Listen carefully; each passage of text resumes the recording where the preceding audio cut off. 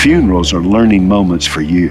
Help bury the dead. Help the people that are burying the dead. Now remember Jesus' warning, don't put that ahead of Jesus, but do seize that moment to learn more about Jesus. Help bury the dead. Help comfort those who have lost someone. Those days are days of learning extraordinary wisdom from others. Those are days that you need to seize those moments. There is so much that happens when you go, when you help.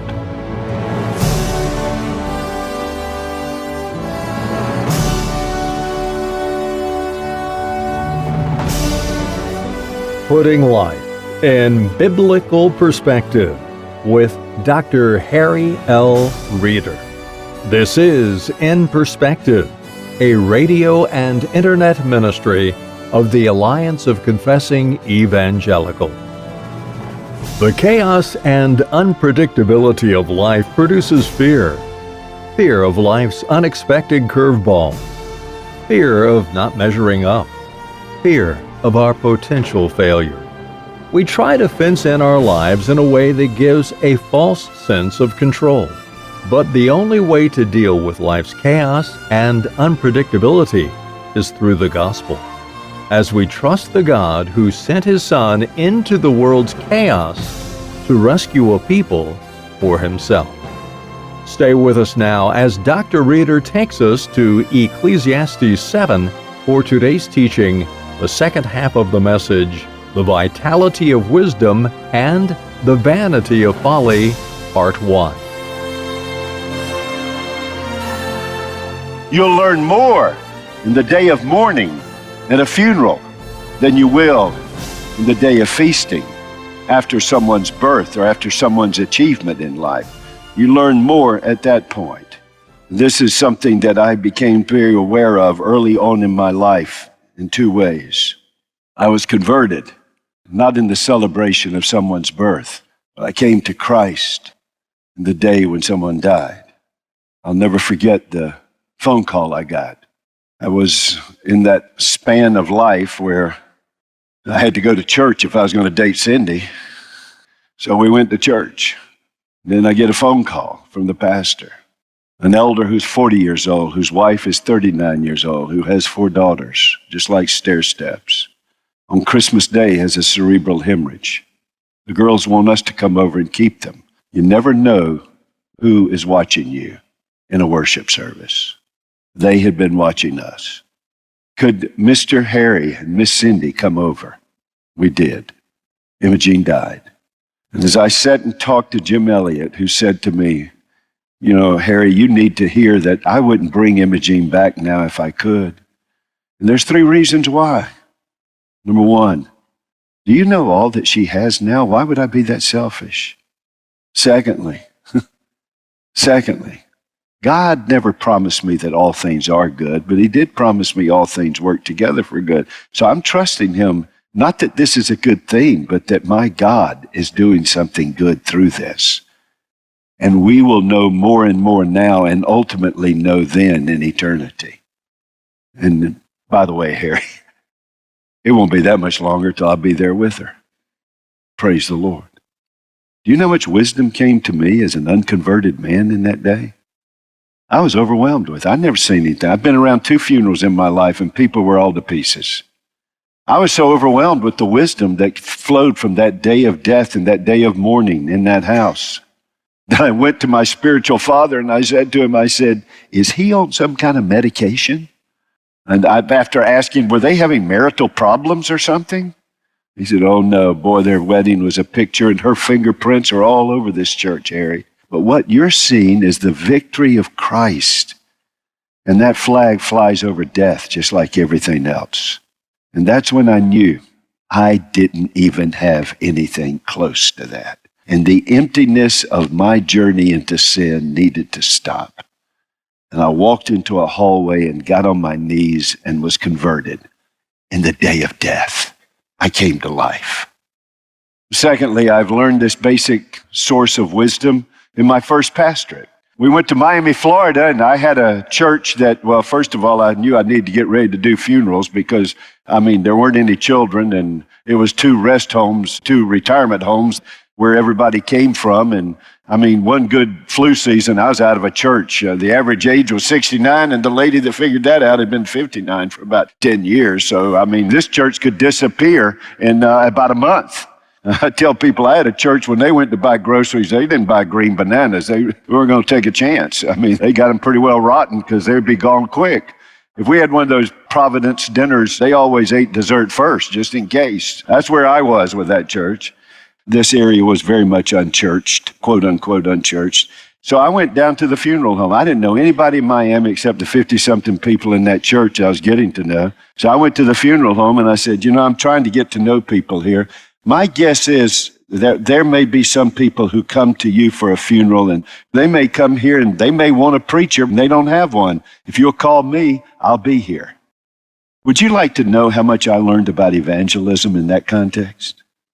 Would you like to know how much I learned about giving comfort without giving false assurance?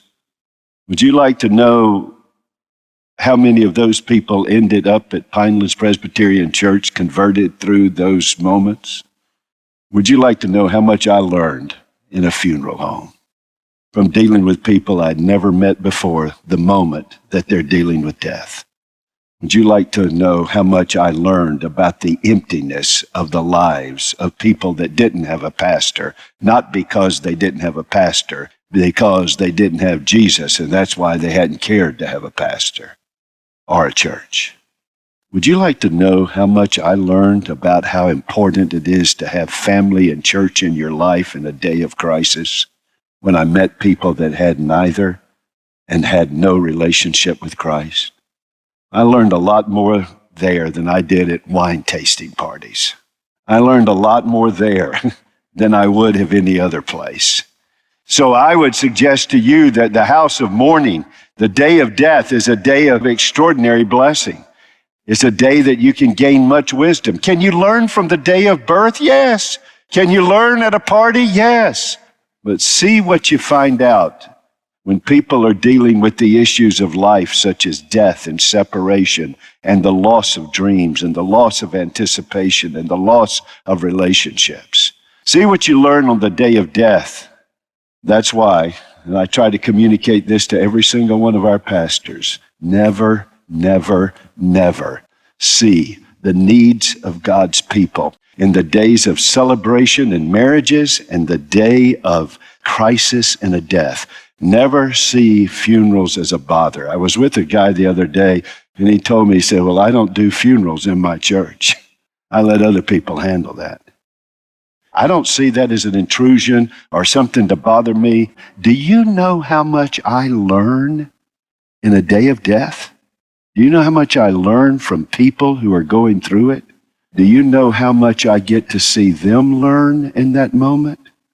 And pastors, those of you that are in here, let me assure you that not only should you seize that moment because you will learn, but you make sure whatever funeral you do is a teaching moment for the lost to learn about Jesus and for the saved to get the comfort of Jesus. You don't just get a body in the ground. This is an unbelievable moment where you get to deal with things that nobody else would deal with. Why? Because we live in a society that doesn't want to face the reality of death. So we warehouse the people that are about to die so that we don't have to look at them. Now, folks, I'm not speaking negatively about retirement homes. That's not what I'm saying. I'm just talking about some families just pack people away. I understand some of our folks need special care that we can't give. That is not what I'm talking about, so please don't take that with any false guilt about something like that. What I'm talking about is the penchant in our family to get the old away from us, and we don't even want to see them. We don't want anything to do with them. And do you know how much wisdom our children miss because they don't get the opportunity to visit a father, a grandfather, a mother, a grandmother, an aunt, and an uncle who are about to meet the Lord? Now, I understand you got to deal with age appropriateness and all of this, but I'm speaking pastorally to you. I'm speaking pastorally. When the age appropriateness is there, there is a teaching moment for your children when you deal with death in your family or in the lives of others. When people die, it's not just a matter of paying your respects, which is appropriate. Funerals are learning moments for you. Help bury the dead. Help the people that are burying the dead. Now never, remember Jesus' warning, don't put that ahead of Jesus, but do seize that moment to learn more about Jesus. Help bury the dead. Help comfort those who have lost someone. Those days are days of learning extraordinary wisdom from others. Those are days that you need to seize those moments. There is so much that happens when you go, when you help. I have no idea to this day what caused me, after we had gone over there, to stay with that family. She had just had that cerebral hemorrhage, and the word came back that she died. Jim came home and began to make the funeral arrangements, and we handed the 4 kids back to him, and Cindy and I left. I have no idea why I called the pastor and said, look, if Jim needs anything, Mr. Elliott needs anything. And then I went up to Mr. Elliott and I said, Mr. Elliott, I don't know how to help. I'm kind of new at this church stuff and everything, but whatever I can do, please let me know and I'll try to help you. I this day don't know why I did that, but this day I praise God because I learned about Jesus. I learned about the power of God's grace. I learned about the power of grace over sin and death and hell and the grave. I learned about all of that, and I came from darkness into light. Go help bury the dead. You say, well, here, I'm already saved. Okay, go help bury the dead, and maybe you'll get a chance to talk to somebody there that's not saved. And by the way, there's still some more for you to learn. There's some more for you to learn in moments like that you'll never know until you seize those moments. So go into the house of mourning. Don't avoid it. Don't isolate it. Go and help. And while you're there, walk away from that day and pull open that journal. What did I learn in the house of mourning? What did I learn on the day of death? And seize those moments where you saw a sovereign God. You know, I shared what I just shared with you 15 years later. In February of 1983, I went to Charlotte, North Carolina to plant a church. And there where I planted the church, I shared my testimony that first Sunday night. And what I just shared with you in greater detail was given. I saw some young ladies sitting in the back, and one in particular was hiding. So when the service was over, I made a beeline. When I'm preaching and you're hiding or folding your arms while you're listening to me, I'm coming to talk to you. So don't think that's going to work. I love that. I just love to talk to people that act like they don't want to listen. And then she was hiding, so I went back there. And I found out the girls were those daughters.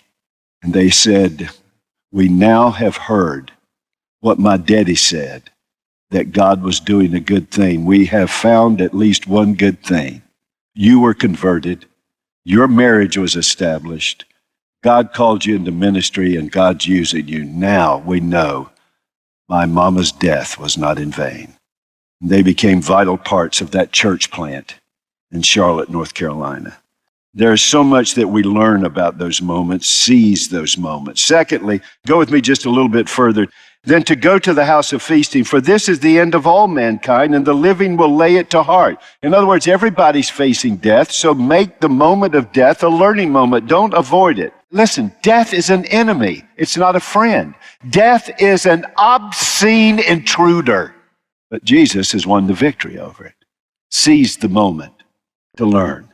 And then he says, sorrow is better than laughter, for the sadness of face, the heart is made glad. The heart of the wise is in the house of mourning, but the heart of fools is in the house of mirth. So what he's telling you is that when the sorrow comes at death or other occasions, those are learning moments to seize. I know you feel uncomfortable then, I do too. But when people are going through sorrow, be there. Don't feel like I've got to be there and I have to give them lessons while they're mourning. You go there and just be there. If there's something to say, you know to say it. But basically be there. The ministry of presence is overwhelming. And then begin to think, what am I learning here? What am I learning as I see people in mourning? Can I learn from people when they're laughing? Yes. Can I learn from them when there is mirth and jokes? Yes. But you know, sometimes joviality is filled with a lot of triviality. But when people are weeping, there is depth of the soul that is taking place. It is a learning moment that we seize. But now he goes to a second place to learn in verse 5. Go to verse 5. It is better for a man to hear the rebuke of the wise than to hear the song of fools. For as the crackling of thorns under a pot, so is the laughter of the fools. This also is vanity. Well, here in verses 5 and 6, let's go back and look at it again. It's better for a man to hear the rebuke of the wise. You know what he's telling you? Have you ever heard the statement from the Proverbs, there is wisdom in many counselors? That's good. But I think the assumption is that you have enough sense to get wise counselors. Get wise counselors. Seek thoughtful people and give them the green light to give you constructive critique in your life. Well, Pastor, that can be injurious to my self-esteem. Oh, really? I wouldn't know that. Sure it is. We all feel that. But go ahead and turn your self-esteem over to Jesus and then get wisdom so that you begin to find what is biblically derived self-respect in Jesus. And you can get that from hearing the rebuke of the wise. So when you find wise people, here is your second source of wisdom. Learn wisdom from the thoughtful counselor. Learn wisdom from the thoughtful counselor. So he says that not only are you to learn from the wise, than to sit and listen to the song of fools, but then he says, the crackling of thorns under a pot, so is the laughter of the fools. This also is vanity. So do I want the vitality of wisdom? Folks, I love laughter. I love jokes, and I love wit. My wife says it's sarcasm. It's not. It's dry wit, honey. It's not sarcasm. It's dry wit. I love all of that. I love the laughter around it. This isn't saying laughter is wrong. But what it's saying is this: you can get caught up in laughter and go through life with the triviality that comes with jokes. And is there a place for that? Yes, we all need the relief of laughter. But seek out the people that with sobriety give you wisdom. And that means you give your daddy and your granddaddy and your mama and your grandmama and the older people in a church and in the community and in your family, give them a voice in your life. Don't be guilty of what C.S. Lewis calls chronological snobbery. Don't engage in the arrogance of modernity that dismisses those who have spoken to you and those who will speak to you. In fact, not only don't dismiss them, go seek them out. Take them out for a cup of coffee. Take them for a ride. Just get their wisdom. Ask them questions. Have 3 or 4 questions written down that you can go ask them. And then let them talk and learn from them and receive. Here's what I'm trying to say. Receive thoughtful, wise, constructive criticism and counsel in your life. In fact, more than receive it, seek it. Seek it with your life. Well, I am out of time, and I've got a third source. Let me just give you a thought on the third source, and then I'll just finish with a final thought to you. Here's what he says. Look at what he says in verse 8. Better is the end of a thing than its beginning, and the patient in spirit better than the proud in spirit. Be not quick in your spirit to become angry, for anger lodges in the bosom of fools. Say not, why were the former days better than these? For it is not from wisdom that you ask this. So here is this glorious third source of wisdom, and that is be patient for God's providence to show you what he's doing. Folks, most of us live our life in either the rising of a wave of God's providence in a generation or the ebbing of a wave of God's providence. Everything doesn't happen in social media sound bites. God's doing things over periods of time. Be patient for God's providence to work out. My goodness. Did anyone think in Bethlehem, in a manger, in a cave stall of animals, that the greatest empire king had just been born?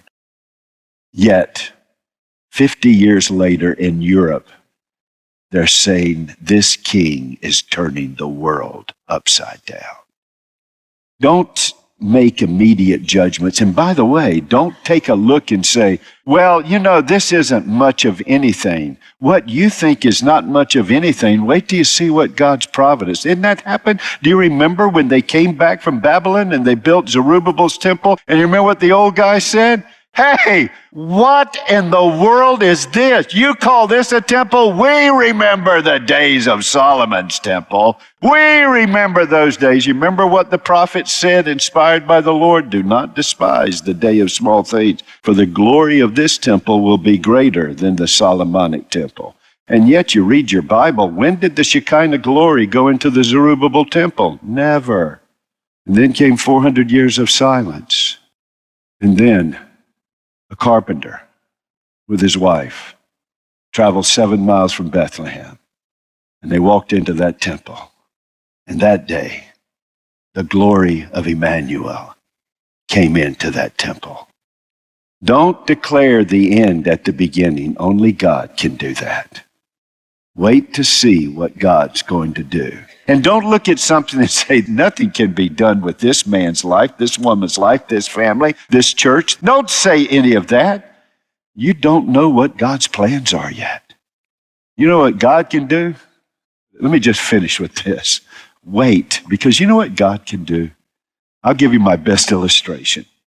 How many of you have ever taken a coat hanger when you've locked your keys in the car, took the coat hanger apart to try to fish around in there to unlock it? Of course, you can't do that anymore with all this stupid electronic stuff that we got now. But I remember that, and there weren't always good moments that I was doing that. And how many of you have ever been able to take a coat hanger that you took apart in order to straighten it out and do a marshmallow over a fire? Get in to get your keys that are locked in the car. How many of you could take that coat hanger back and refasten it so that it could hang up a coat later? Can't do it. Now, don't any of you come up here after, Harry, I've done it. I'll guarantee you didn't do it. You didn't do it.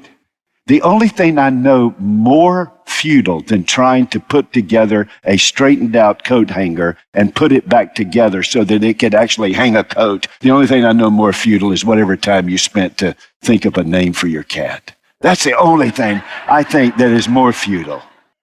You can't do it.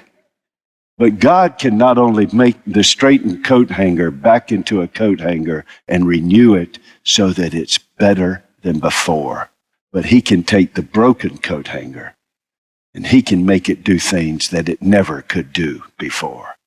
That's what He can do. Our God can draw straight lines with crooked sticks.